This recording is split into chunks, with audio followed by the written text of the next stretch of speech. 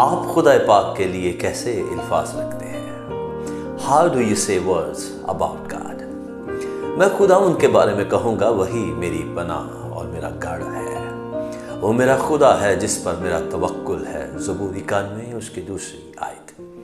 خدا یسوع مسیح کی سلامتی ہمیشہ آپ پر قائم رہے۔ عزیزو، کثیر التعداد ایسے لوگ ہیں جو ہر چھوٹی چھوٹی بات میں ہر چیز کے بارے میں شکوہ کرتے رہتے ہیں، اور ایسا کرنے سے بہت دفعہ وہ خدا کے بارے میں انتہائی نامناسب الفاظ کہہ جاتے ہیں۔ خدا کے بندہ ایوب کی بیوی جب اپنے شوہر کے دکھ کو نہ دیکھ سکی تو اس نے اسے رائے دی۔ ایوب اس کا 2 باب اس کی 9 آیت۔ تب اس کی بیوی اس سے کہنے لگی کہ کیا تو اب بھی اپنی راستی پر قائم رہے گا؟ خدا کی تکفیر کر اور مر جا۔ خدا اب بھی زمین پر اپنے لوگوں کی زندگیوں میں کام کر رہا ہے۔ زبور نویس نے خدا کے کاموں کو دیکھا اور اس کے بارے میں اعلان کیا۔ اس نے خدا کے بارے میں تعریف کے لائق باتیں کہیں۔ اس کے لیے خدا اس کی پناہ گاہ اور قلعہ تھا، اور اس نے اپنا پورا بھروسہ اسی پر کیا۔ پیارے عزیزو، خدا کے بارے میں خوبصورت الفاظ کہنا سیکھو جو اس کے شایان شان ہوں۔ چھوٹی چھوٹی چیزوں پر غور کریں جو وہ آپ کے لیے کرتا ہے، اور اس کے لیے اس کی تعریف اور شکر گزاری کریں۔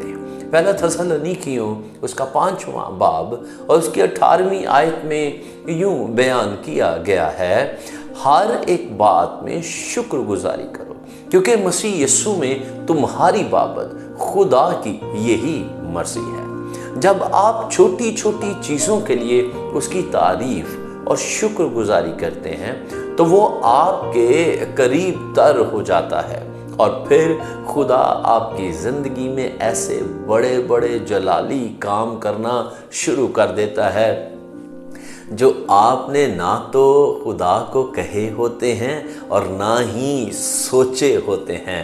اس کے نام کو جلال دینے اور اس سے اپنا شخصی رشتہ بنانے کے لیے نئے نئے گیت اور روحانی غزلیں گانا ہی نہیں بلکہ بنانا بھی سیکھیں، تاکہ آپ بھی یہ اعلان کر سکیں کہ خداوند میری پناہ گاہ اور میرا قلعہ ہے۔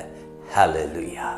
سارا جلال یسوع تیرے لیے ہے۔ عزیزو، اگر آپ ان پیغامات سے برکت پا رہے ہیں تو برائے مہربانی دوسروں کو بھی اس برکت کا حصہ بنائیں، شیئر کریں، سبسکرائب بھی کریں، اور اپنے عزیز و اقارب کو بھی اس کے بارے میں بتائیں۔